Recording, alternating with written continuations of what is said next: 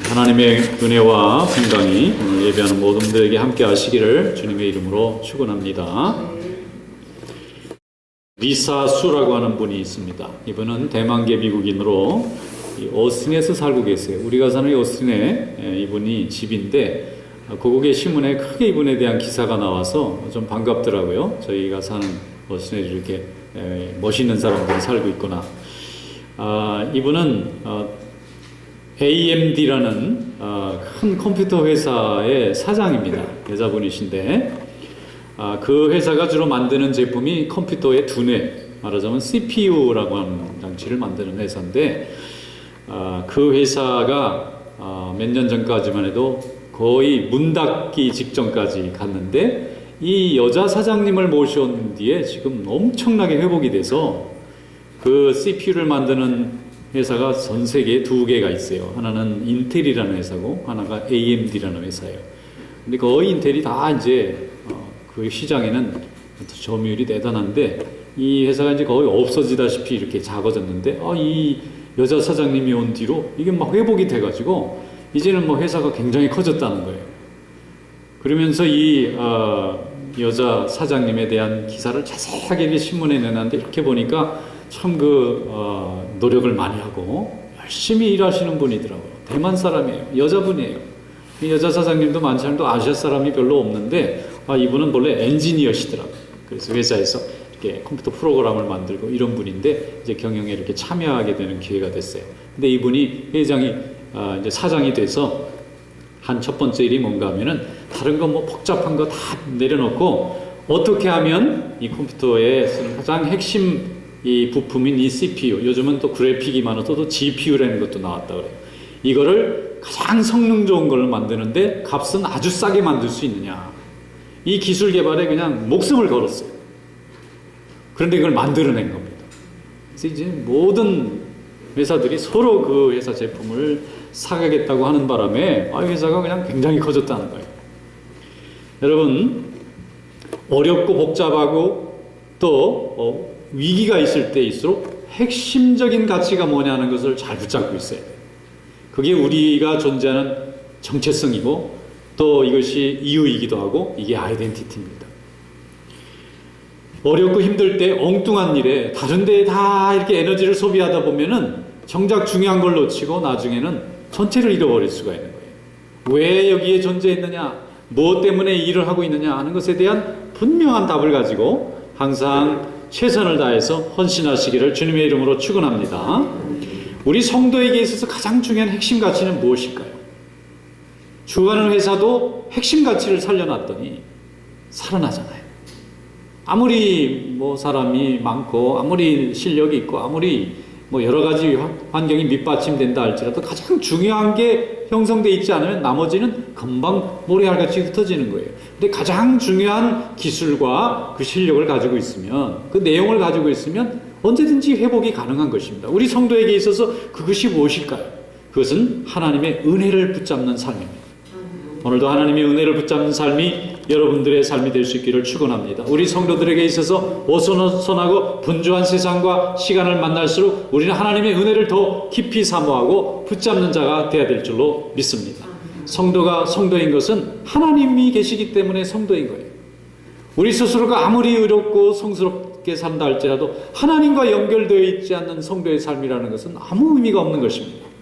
그분의 은혜를 날마다 붙잡고 그분의 은혜 속에서 사는 것이 우리 성도의 참된 힘이자 하나님의 축복이 이루어지는 줄로 믿습니다. 그래서 오늘 이사야 선지자가 우리에게 그 점을 우리에게 말씀해 주고 있어요. 다 같이 성경 한번 열어보겠습니다.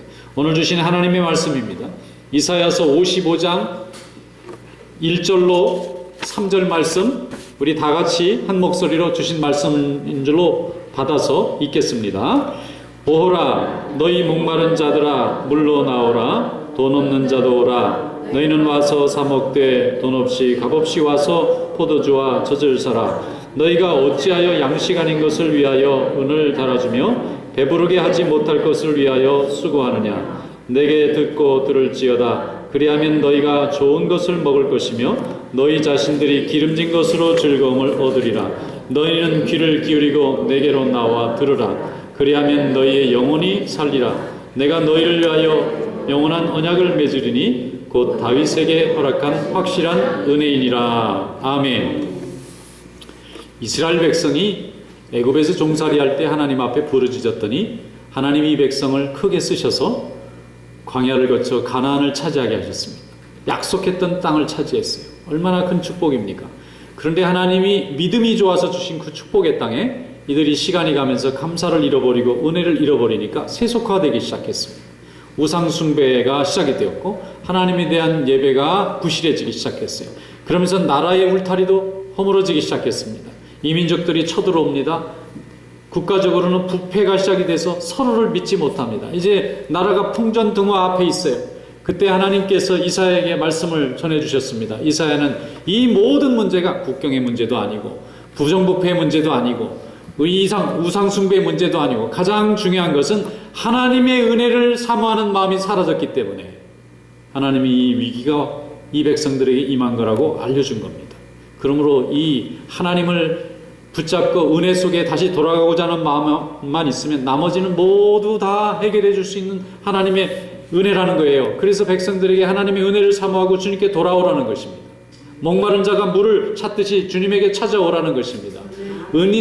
양식 아닌 것을 위해서 은을 달아준다라고 그 모든 재화와 그 모든 수고를 다 허비하지 말고 배부를 것도 아닌 것을 위해서 땀을 흘리느라고 애쓰지 말고 정말 배부를 수 있는 것, 정말 양식이 되는 하나님의 말씀과 은혜를 붙잡아라고 우리에게 말씀해 주고 있는 줄로 믿습니다.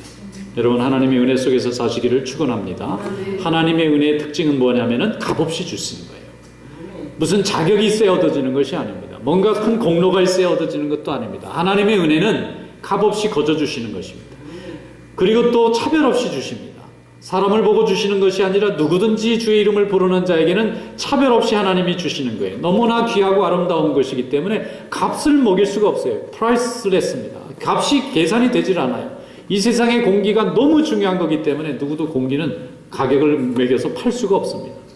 선한 사람이나 악한 사람이나 어느 곳에 있는 사람이든지 하나님이 다 주시는 은혜와 같이 모든 사람이 주님만 바라보면 시선을 주님께만 고정하면 거접시 주시는 은혜이기 때문에 이 은혜를 귀하게 여겨야 되는데 너무나 흔하고 쉽게 얻어진다고 생각해서 이 은혜를 귀하게 생각하지 아니하고 오히려 아무 필요가 없는 아무 도움이 되지 않는 세속의 가치와 세속의 영광을 위해서 달려가다가 그만 우리의 모든 인생의 시간과 에너지를 허비한다는 것입니다. 오늘 이 하나님의 음성이 우리에게 들려지는 귀한 음성이 될 수 있기를 축원합니다. 양식 아닌 것을 위해서 은을 달아준다는 것이 뭡니까? 은이 얼마나 귀합니까? 고대 시대에는 화폐가 은이었다 그래요. 은과 금을 직접 달아줬어요.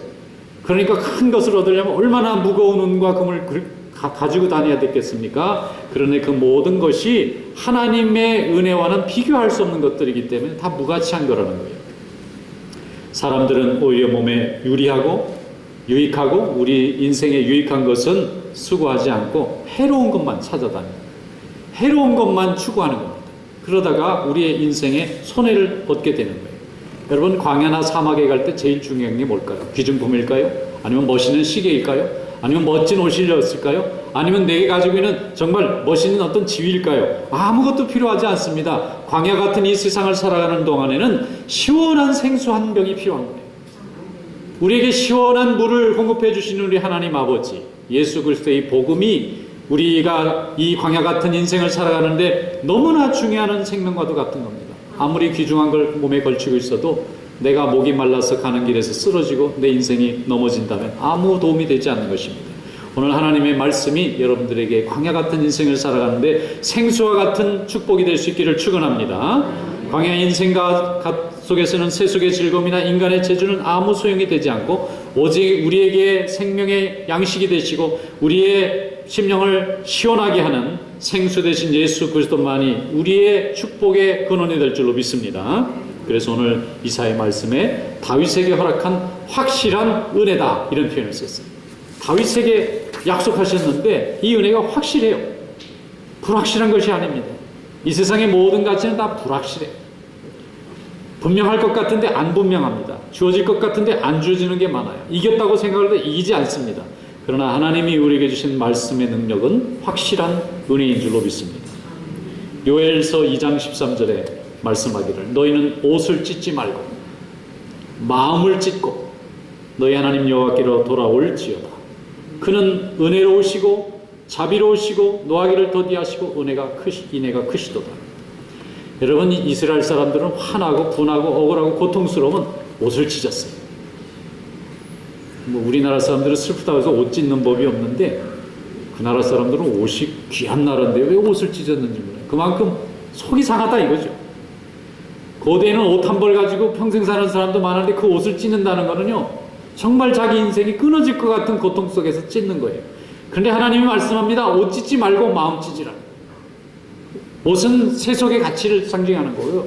마음이라는 건 하나님을 향한 우리 믿음의 심령을 말하는 거예요. 여러분, 마음을 찢으세요. 사람 앞에서 찢으면 조롱하고 놀림받지만 하나님 앞에서 찢으면 하나님께서 위로하시고 자비로우시고 은혜로우시고 인애가 크셔서 우리를 위로하시고 세워주실 줄로 믿습니다. 하나님 앞에 마음을 찢는 것이 옷을 찢는 것보다 중요합니다. 창세기에 보면은 에서와 야곱이 쌍둥이인데 둘이 경쟁을 해요. 그런데 어느 날 야곱이 형에게 팥죽을 내면서 장자권을 팔으라고 해요. 3일 동안 사냥을 다니면서 너무 배가 고팠어요. 그래서 이 쌍둥이 형인 에서가 배고프니까 빨리 먹을 것 좀 달라 그러니까 맛있게 팥죽을 싹 쏘아나고 냄새가 싹 풍기니까 얼마나 맛있겠어요. 정말 그냥 별이 번쩍번쩍 보이는 때에 음식 한 그릇이면 너무 좋을 것 같아요.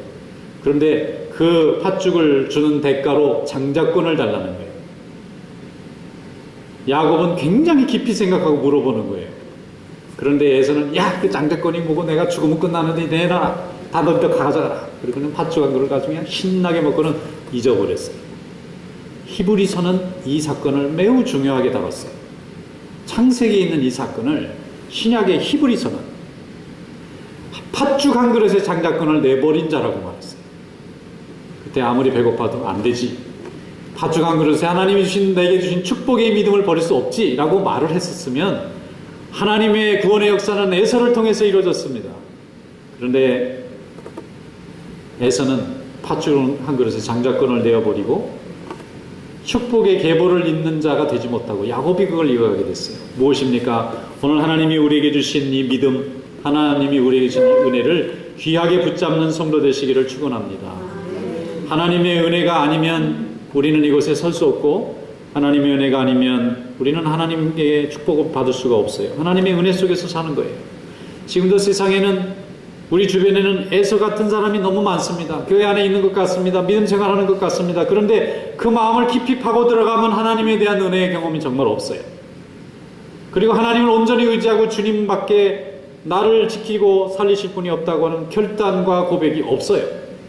이렇게 되면 흔히 말하는 무늬만 하나님의 백성이고 그 내용은 세속이 들어가 있는 거예요. 우리가 믿음 생활하면서 우리의 생각과 우리의 마음속에 세속이 자리 잡을 수 있습니다. 그러면 하나님의 성령이 역사하기가 참 어렵습니다. 하나님의 성령이 역사하려면 우리 마음이 든든하게 심지가 온전히 말씀 위에 기초하고 있어요. 그러면 하나님이 그 위에 복을 내려주시고 하나님의 역사를 이루실 줄로 믿습니다. 쉽게 팥죽 한 그릇에 하나님을 향한 믿음과 축복을 내버리게 되면 하나님이 우리를 통해서 하시고자 하는 큰 일을 우리가 감당하지 못하게 됩니다. 그러므로 날마다 하나님의 말씀을 붙잡고 은혜를 사모하는 그런 믿음 되시기를 축원합니다. 직장 일이 너무 바쁘다고 예배 빼먹고 학교 일이 너무 바쁘다고 자꾸 빠지고 집안일이 너무 바쁘다고 이 세상에는 중국날까지 바쁜 일 천지입니다. 안 바쁜 일이 없어요. 우리가 가정을 하나 세우고 자녀들을 키우려고 해도 온통 바쁜 일 천지입니다. 우선순위를 따지면 응급한 일과 급한 일과 정말 바쁜 일이 한두 가지가 아닙니다. 그러나 하나님 앞에 먼저 우리가 예배드리고 주님의 은혜에 감사하는 걸 잊어버리면 은혜를 외면하는 사람이 되는 것입니다. 그러므로 이사야 55장 6절에 말씀합니다. 너희는 여호와를 만날 만한 때에 찾으라. 가까이 계실 때를 부르라. 이 두 가지 문맥이 매우 중요합니다. 만날 만한 때가 있고 가까이 계실 때가 있어요. 하나는 시간을 말했고 하나는 거리를 말하고 있어요. 하나님이 늘 우리 가운데 충만해 계신 거 우리 고백합니다. 그런데 무슨 일인지 오늘 이 말씀 가운데는 때가 딱 특별히 있고 거리가 따로 있다는 거예요. 하나님의 은혜가 아무 때나 오는 것이 아니라는 것입니다. 우리가 궁금하면 이 밴딩머신, 자판기, 우리말로는 자판기라고 해요.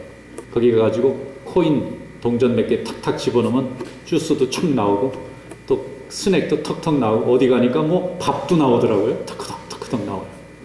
하나님은 밴딩 머신이 아니십니다. 우리 마음대로 선택하고 결정 다 하고 나중에 꽉 막히면 그때 하나님 앞에 가서 꾹 누르면 내 문제 해결해 주는 해결사가 아니세요. 하나님은 우리 전체를 원하시는 거지 나의 일부 남은 걸 원하시는 분이 아닙니다. 우리의 마음의 중심을 원하시고 우리의 생각의 중심을 원하세요. 그분의 뜻에 따라 온전히 일을 추진해 나가다가 장애물 앞에 부딪혔을 때 하나님만 바라보면 하나님이 해결해 주십니다. 하나님만 바라보면 돼요. 그때는.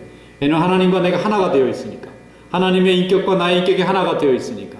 하나님의 인격적이시라는 분은 그분은 우리처럼 생각하고 희노애락과 고통과 절망과 기쁨과 감사를 다 느낄 수 있는 분이라는 겁니다. 절대 타자로 절대 피조물을 아무 대화 없이 오직 그분의 룰로만 결정하고 틀리면 벌 주고 맞으면 칭찬하는 분이 아니세요. 그분은 우리의 고민 때문에 함께 고민하고 우리의 절망 때문에 함께 절망하시는 분입니다. 그리고 우리를 기뻐하고 우리를 축복해 주시는 분이에요. 그러므로 그분과 우리는 마음의 중심으로 하나 되는 것이 중요합니다. 그러므로 때가 있어요. 하나님이 우리를 위해서 축복해 주시는 때가 있습니다. 하나님이 우리를 가까이 하실 때가 있습니다. 그게 언제입니까? 우리가 연약할 때입니다. 우리가 환난이나 시험이나 핍박 가운데 있을 때 하나님이 우리에게 가까이 오십니다. 왜냐하면 하나님은 우리를 지으신 분이기 때문에 우리의 신음소리를 아시고 우리의 절망과 우리의 탄식을 아십니다. 그때 하나님이 가까이 오십니다. 그때 우리는 하나님 앞에 부르짖고 하나님 앞에 나아가서 우리 마음을 열어놓고 하나님의 은혜를 사모하는 귀중한 때가 된 줄로 믿습니다. 이 때를 허비하여 하나님이 가까이 와 계실 때 우리 마음을 하나님께 드리지 못하고 세속의 분주함 가운데 드리게 되면 주님이 내 곁에 계시면서도 나의 마음과 주님의 마음이 함께 할 수 있는 시간이 없어지는 거예요. 마태복음 25장에 보면 예수님께서 10처녀에 대한 비유를 하셨어요. 10명의 처녀가 있는데 신랑들이 와서 잔치를 하기로 하고 모두 등잔을 준비했습니다.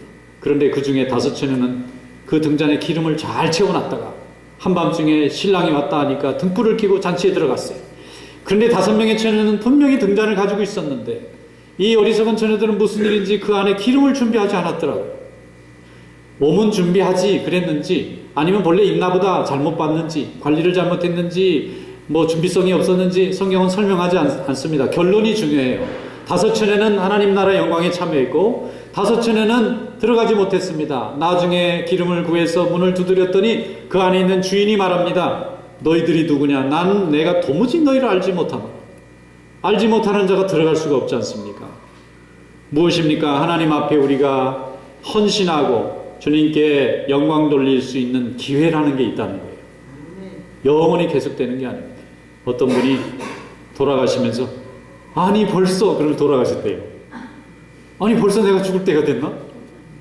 여러분 죽을 때가 뭐 미리부터 뭐 거창하게 준비해가지고 대학 입시 시험 보는 것도 1년 전부터 죽는 날 예고해주고 미리미리 정리하고 그런 거 없어요. 어느 날 갑자기 하나님이 부르시면 가야 되는 겁니다. 아니 이렇게 허무하게 내가 해볼 수 있는 일도 못 해보고 내가 하나님 앞에 감사할 시간도 없었는데 이렇게 금방 그런데 그럴 시간이 후회하는 인생이 된다는 거예요. 하나님의 은혜가 가까이 있을 때 붙잡을 수 있는 여러분들을 믿음 되시기를 축원합니다. 하나님의 말씀을 붙잡고 하나님의 사랑을 붙잡기를 바랍니다. 하나님의 은혜를 누리고 그 사랑에 감사하기에도 시간이 부족한 인생이에요. 어떤 분이 너무 절망을 하시는 거예요. 제가 지방에 장례식이 있어서 한번 내려갔는데 갔더니 슬퍼하시는 거예요. 어쩐 일을 그러냐 그랬더니 이분이 이제 말씀을 하는 거예요. 자기 남편이 암이 걸려가지고 이게 이제 치료를 했어요. 그래 치료가 너무 잘 된 거예요. 그래서 이분이 야 이제 다 나았다 그랬는데 이 친구가 갖다 주는 보약을 먹고 오암이 도로 퍼져버렸어. 이게 회복이 안 되는 거예요 이번에는. 그래서 어떻게 이런 일이 있을 수가 있느냐 그랬더니 그냥 보약을 주면은 몸에 도움이 된다고 생각하고 친구가 가서 먹으라 그러니까 의사도 모르게 가족도 모르게 먹어버려. 후회해도 늦었어요. 의사들이 그렇게 애써서 다 고쳐놨는데 이거 그냥 생각 없이 그냥 먹는 바람에 그 암세포가 다시 퍼져서 회복을 못하고 한 달 후에 돌아가신 거예요. 이게 장례라니까 얼마나 준 친구는 고통스럽고 받은 가족도 고통스럽고 거기 의사들도 너무 안타깝고 그렇게 하나님 앞에 그냥 너무 탄식하는 거예요. 여러분 후회 없는 믿음 생활이 될 수 있기를 축원합니다. 에베소서 5장 18절에 말씀합니다. 술 취하지 말라 이는 방탕한 것이니 오직 성령으로 충만함을 받으라. 술 취한다는 것이 무엇입니까? 세속을 상징하는 거예요. 성령 충만하는 것이 무엇입니까? 하나님과 더불어서 사는 것입니다. 하나님의 말씀에 취하고 은혜로 채워질 때에 하나님 앞에서 우리는 후회하지 않는 믿음 되는 줄로 믿습니다. 어떤 교회에서 처녀 두 사람이 서로 신앙생활을 잘했습니다. 그런데 한 처녀는 신앙생활을 중간에 포기했어요. 교회 다니니까 별로 힘들고 어려운 게 많다. 근데 친구가 붙잡았다 그래요. 그러지 말아라. 우리가 이해가 안 돼도 하나님은 언젠가는 깨닫게 해주실 날이 있으니까 교회에서 떠나지 말고 믿음 포기하지 말고 나랑 신앙생활 잘하자. 그리고 둘이 이제 얘기했는데 한 친구는 자기 생각대로 이제 세상으로 갔고 한 친구는 여전히 교회에 남아서 열심히 신앙생활하다가 좋은 남자 만나서 결혼하고 자녀들 키우고 교회에 이제 훌륭한 일꾼이 되었어요. 근데 나중에 세월이 많이 지난 다음에 그 친구가 다시 이제 교회를 떠나고 믿음을 떠났던 친구가 다시 돌아와서 신앙생활을 하려고 하는 거예요. 그런데 너무 오랫동안 세상에서 살다가 몸이 배가지고 이게 교회에 몸이 안 맞는 거예요. 마음으로는 하나님을 섬기고 성도를 도와주고 싶은데 자기가 살아왔던 생활의 습관은 세상에서 너무 오랫동안 있어서 교회에 맞질 않는 거예요. 마음으로는 주님께 돌아가고 싶은데 몸의 모든 판단과 이 습관은 세상에 있는 게 남아있으니까 교인들에게 도움을 주는 게 아니라 도리어 자꾸 짐이 되는 거예요. 그러니까 너무 탄식한다는 거예요. 내가 일찍부터 젊은 시절에 그대로 하나님의 전에서 계속 이렇게 자랐으면 지금 믿음 생활하는 분들에게 많이 도움이 되었을 텐데 이제 좋은 시절 다 세상에서 보내고 거기서 가지고 있는 경험밖에 없으니까 하나님의 교회를 위해서 헌신하고 싶을 때 도움이 안 되다라는 거예요. 후회가 되는 거죠. 여러분, 하나님이 오늘 우리에게 이 큰 은혜를 주신 것을 감사하시길 축원합니다. 우리를 하나님이 귀에 쓰시려고 이렇게 하나님의 교회 일꾼 되게 하시고 오늘도 은혜를 사모하게 하신 줄로 믿습니다. 고린도전서 15장 58절에 말씀합니다. 그러므로 내 사랑하는 형제들아 견실하며 흔들리지 말고 오직 주의 일에 더욱 힘쓰는 자들이 되라. 이는 너희 수고가 주 안에서 헛되지 않은 줄 알미라 하였습니다. 오늘 이 하나님의 말씀처럼 주님 앞에 더욱 힘쓰는 자들이 되어서 주 안에서 헛되지 않는 하늘의 영광 천국의 면류관이 우리의 멸관이 될 수 있기를 주님의 이름으로 축원합니다. 기도하겠습니다. 거룩하신 하나님 아버지 감사합니다. 우리들에게 은혜와 평강을 더해 주시고 하나님의 은혜와 능력 가운데 늘 행할 수 있도록 복내려 주셔서 감사합니다. 주신 말씀을 따라 우리에게 행하신 하나님의 뜻을 날마다 붙잡고 주님의 은혜를 사모하는 삶이 될 수 있도록 인도하여 주시옵소서. 예수님의 이름으로 감사하며 기도드리옵나이다. 아멘.